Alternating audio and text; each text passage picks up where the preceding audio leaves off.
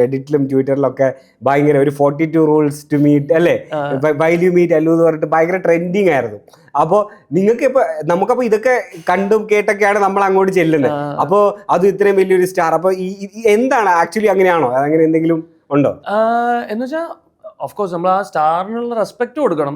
അത്ര വലിയൊരു ആക്ടറാണ്, ഇത്ര വലിയൊരു ഇന്ത്യൻ സിനിമയെ റെപ്രസെന്റ് ചെയ്യുന്ന ഒരാളാണ്. പക്ഷെ അതിലുപരി അദ്ദേഹം ഒരിക്കലും അവരുടെ ടീമിൽ നിന്ന് ആരെങ്കിലും ഒരാൾ വന്നിട്ട് ഇതാണ് 42 റൂള്, ഇന്ന ഇത് ഒരിക്കലും അങ്ങനെയൊന്നും ഇല്ല.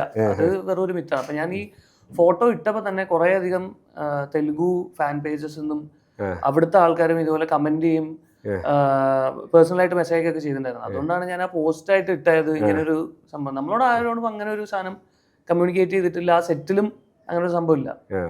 അത് എനിക്കൊന്ന് അവിടുത്തെ ഏതൊരു PR-ന്റെ ആളാണല്ലോ ഇതിനെ കുറിച്ച് ആദ്യം പറയുന്നത്. പക്ഷെ നമ്മുടെ സെറ്റിലൊന്നും അങ്ങനത്തെ ഒരു ഇതോ ഇപ്പൊ അല്ലെങ്കിൽ മാനേജേഴ്സ് വന്നിട്ട് നമ്മളോട് പറയുക ഇങ്ങനെ അങ്ങനെ ഒന്നുമില്ല.